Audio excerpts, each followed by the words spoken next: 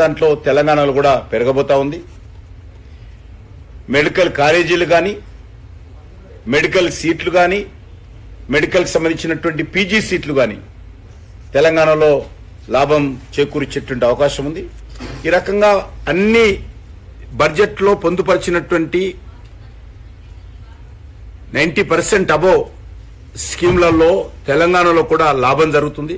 కానీ తెలంగాణకి ఏమిచ్చారనేటువంటి ప్రశ్న మరి ఈ రకంగా రావడం ఏదైతున్నదో అది మంచిది కాదు. కాబట్టి ఆ దిశలో ఆలోచన చేయాల్సిన అవసరం ఉంది.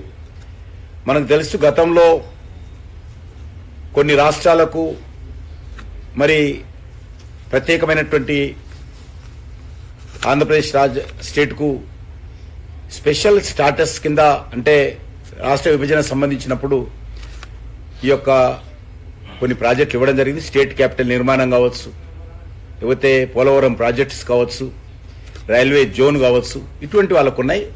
అందులో అవకాశం ఉన్నటువంటివి కూడా వాళ్ళకి ఇవ్వడం జరుగుతుంది. ఆ రాష్ట్రానికి ఇవ్వాల్సినటువంటి అవసరం ఉంది. మన యొక్క తెలంగాణ రాష్ట్రాన్ని కూడా మీకు అందరూ తెలుసు, ఎక్కడ దేశంలో ఎక్కడే లేని విధంగా రీజనల్ రింగ్ రోడ్ ఇవ్వడం జరిగింది. సుమారు 40 రైల్వే స్టేషన్లు అభివృద్ధి జరుగుతూ ఉంది.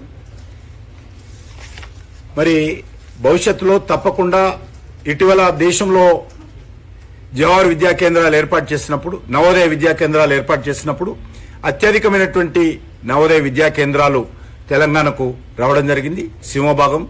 కాబట్టి తప్పకుండా రేపు భవిష్యత్తులో మనం చూశాము, మెగా టెక్స్టైల్ పార్కులు వచ్చినప్పుడు 7 దేశంలో వస్తే ఒకటి తెలంగాణకి ఇవ్వడం జరిగింది.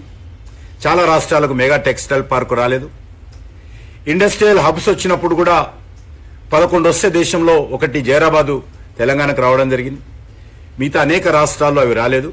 కాబట్టి స్కీమ్ను బట్టి, అవసరాన్ని బట్టి తప్పకుండా మన తెలంగాణ రాష్ట్రాన్ని కూడా అన్ని రకాలుగా నరేంద్ర మోడీ గారి నాయకత్వంలో కేంద్ర ప్రభుత్వం సహాయ సహకారాలు అందిస్తున్న విషయాన్ని ఈ సందర్భంగా మనం చేస్తా ఉన్నాం.